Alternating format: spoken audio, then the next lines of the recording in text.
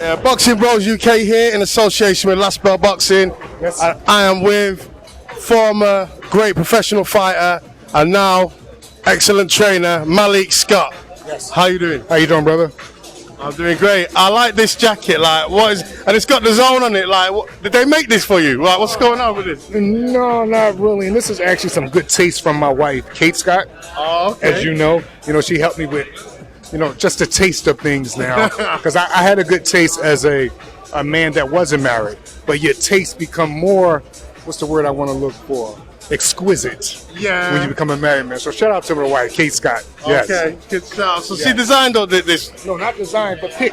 Oh, Yes. okay. I wish she could design my stuff. That's all I would wear, so the stuff she designed, if that was the case.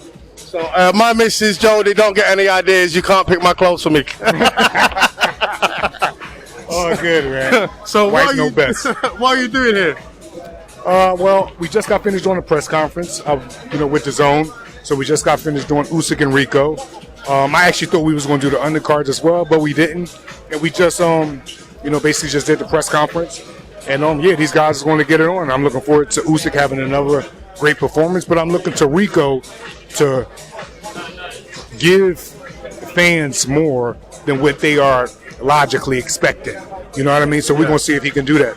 So I was speaking to Matty Harris, and he's obviously in the camp, Peter Fury, and he said to me, Rico has been had Peter as a striking coach for about 10, 15 years. Yes. The man knows how to box, and he holds his own in sparring against many, many top-level heavyweights. Yes. So this is not going to be what people think.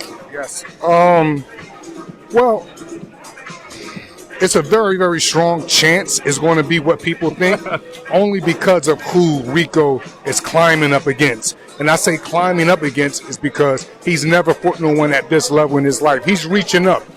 Y'all still here in the UK when someone is basically punching up. Punching above your weight. Yes. You know what I mean? When you pull a bird, that's really beautiful, Yes. and you ain't that. So, not to come down too hard on Rico, but it's just that he's in my opinion, is probably one of the best fighters in the history of boxing. Not just of this time, of any time. So, you got to give him respect for being willing to step up to this challenge. But that's exactly what it is. And in his case, him not being as experienced in boxing, it's a little bit more than a challenge. They say anything can happen in boxing. I believe that. But I don't believe that when a fighter live outside the gym the way how Usyk live outside the gym. He has dedicated his body, mind, and spirit under God to boxing. You know what I mean? So in that case, anything can happen. The better man will win because he's giving himself the best opportunity to win, not just in the gym, but also the way he live outside the gym. Yeah, I get that because a lot of people will be like, Ngannou, he dropped Fury in the second round or first round or whatever, but Fury don't live the life like Usyk lives a life outside the ring. I don't know personally, but from what I hear and what we see in the news, Fury. Oh, yeah. So that's why he got dropped in the second round by Ngannou, because we've seen what AJ did to him in the next fight. Yes, and when it comes to being technically sound and, boxing IQ and things of that nature, Usyk and Fury is right there. But I believe what separates them is the dedication to the body, the dedication to the mind, the dedication to the spirit. And that's something that Alexander Usyk does. It's his life. And I think that's very, very dangerous when it's your life, when you actually live this, not just in the gym. A lot of fighters just are fighters in the gym. When they go home, boxing in. When Usyk go home, boxing don't end. He lives a clean life. Kind of remind me of the great Bernard Hopkins. Guys like that can fight all the way up until however long they want. Mayweather as well. Live the life. Yes. So, quick one. What did you make of Chisora Wilder fight? I know it was a great fight, but from a coach's standpoint, what did you see in Wilder? Obviously, he's your friend, he's your boy. So, what did you see for him going forward? What do you reckon? What should be next for him? What should be next for Wilder? Oh, him and AJ at the Wembley. What's up, bro? Him and AJ at Wembley. That's if you ask me personally, that's all I want for Deontay. Yeah. It's him and AJ, and I want it to be on fair grounds, financially, location, pay-per-view, whatever it is. Like, you know what I mean? So I would just want him and AJ. As far as the fight with him and Chisora, I thought it was everything fans always ask for. If he's not going wild, and they say, oh, he's not the same Wilder. When he's back going wild and trying to get somebody out of here, they say, oh, it was a shit fight, but it was entertainment. You just never, like, you know what I mean? People are never happy. He have to continue to be himself. And what he was in Derek Chisora fight, he was himself, and he can even be much better than that. Cool. Have you got any charges? Have you got any fighters that you're coaching now? Got any big fights coming up you want to shout out? Yes, Ezra Taylor just fought a very skillful, tough, crafty guy, Willie Hutchison. We came up short, but Ezra Taylor's going to come back. He's a very promising, high potential fighter that I trained from the UK, Nottingham's very own. What else we got next? I'm the assistant coach to Zerto Ramirez, who's fighting David Benavidez May 2nd. So I'm flying back tomorrow morning to get back to camp with Team Zerto. And from there, that's what. Besides that, I'm also, doing my analyst work. I'm doing. You can see me here doing my work here, calling fights, such of that nature. So I don't want to spread myself too thin. I don't want 8 or 9 fighters. That's not my choice. Like, you know what I mean? If I really wanted to, I could just stack up fighters. But I don't want to do that, one, because I want to give certain individuals my pure time. I don't want to be rushing one person workout because I got to get to another person workout. Fighters put themselves in a position where they can seriously get hurt, and I think anybody I'm training deserves all of my time. So I'm cool with my couple fighters, my few fighters, and I have a couple 3-0 guys that's coming up, things of that nature. But right now, man, I love calling fights. I love being here with you guys, doing these interviews and things of that nature. I'm enjoying boxing in a whole. Yeah, that's it. We call that jack of all trades, master of none. Absolutely. When you spread yourself too thin. Yes. So you want to concentrate on doing a few fighters. So with Ezra Taylor, are you trying to get the rematch to get back straight away, or are you going to take a confidence builder and then get back in the mix? What's going to go on with him? Last Bell Boxing, the Nottingham channel, I know they want to know this news. Well, I think Ezra, right now, him and Willie, there's no interest of a rematch. Willie is trying to get bigger fights. He's chasing the big names. And Ezra, when you say a comeback fight, Ezra will never be in a fight where it's just him totally in full control. It's not a real challenge if you're in full control. Now, will we take a big risk how we did it in the last fight? Probably not. It's his first fight back. But you guys not going to see me ever train a guy and we come up short in the fight and we lose from experience, and then since we lost, we come back and just start fighting guys much lower than our caliber. No, Ezra's still going to fight at a level. He's going to compete at the high level, and one day he's going to be a world champion. I still believe in him. Actually, I believe in him even more because of the character that he showed me after defeat.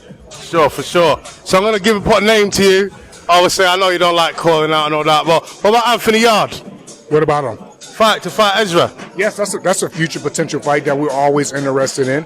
Who else is out here? I think London Arthur is Lyndon Arthur is a craftsman in that ring. I actually, from what I heard Lyndon and Hutchison was going to fight. That's a fight that I will have my notepad out, my popcorn. I would love that kind of fight because Lyndon has an incredible jab, good reflexes. He's a bit more heavy-handed than what people think, and we know Hutchison's slick. Switch hitter. So that's the type of fight that I would really love to watch myself. Yeah, I'd like to see that fight. Ezra and Lyndon, do you know what? I think that will be a better fight than probably the Yard fight for him. Yes. Well, any of those guys. I just, after this first fight back, that's going to still be with somebody credible, then we're going to get back to calling these guys out how we was. The mission and the journey still continue. And what happened with us in the Hutchison fight, it was an experience. Ezra didn't get beat up real bad. He wasn't knocked down. He didn't leave out that fight with any type of in-fight issues. No, he got out-experienced by a very crafty guy, a very experienced guy, a guy with a decorated amateur career. We took a chance at greatness, you could say, in a direction of being great. That's what you have to do sometimes. You got to commend Ezra because Ezra is always chasing, challenging opposition. He won't even allow himself really to fight somebody that's too much lower than him. He loved the challenging opposition. Hutchinson was a challenging opposition. We chased him. We got the fight. We came up short, but life continues on. The journey still continues. Everybody watch out for Ezra Taylor because he's coming even better now. That's it. He who dares wins. You got to take it. You got to shake it to make it. Yes, and if you're not in control, if you're in control, it's not a real challenge. You know what I mean? You gotta take chances in life, and you have to not. That don't even just go for boxing. In life, I said. Ezra, that's one thing I love about the young man. He's always willing to take the chance. He'll fight Willie 10 times a week and continue to try going. Yeah. But that's not the thing to do. The thing to do is rebuild how we doing. And we're not even rebuilding from an awful beatdown. We're rebuilding from experience, from craft. Little tweak. From little tweaks. Yes. And what Ezra don't have, he's going to get, and that's more experience. Exactly that. So final question, because I know you're a busy man. A lot of people don't know this. I'm a sad guy, and I've been watching boxing for a long time. You was a big part of Lennox's camp. Yes. The Lion, last British undisputed champion. Yeah, you know. But just a little brief, what was it like being part of that camp as a young fighter yourself, training with the champ, undisputed champ back then? Probably one of the best experiences of my life. Besides getting married, I would say me being in camp with Lennox Lewis is the best experience of my life. And when I say that, I mean Lennox wasn't a gatekeeper type in camp. Sometimes it does these young fighters no justice going to these great camps, but when they get to the great camps, the champions ain't dropping no gems on them. The champions not teaching them nothing. The champions is just having somebody pick them up every day and drop them off. Every camp I've been to with Lennox Lewis, he took me under his wing. He taught me things. He gave me gems that I could pass on to other fighters. Every camp that I was in with Alexander Usyk is one of the most warmest camps you ever been to. Deontay Wilder, when guys go to his camp, he teach them. He bring these guys in his home. And I think that's the key what Lennox Lewis showed me and did for me on how to go about people that's helping you in this sport. He didn't look at me like some young guy that was just coming to sparring. He looked at me like, this is a young guy that's trying to get ahead in the sport, that has a mind, that has a boxing brain. He's intelligent. He's a sponge for knowledge. I'm going to give him all the gems that I can give him. And he did that, and I'll never forget that because to this day, I still pass them gems down to other fighters and other people on all kind of walks of life. Pay it forward. That's a great thing to do. I'm going to shoot a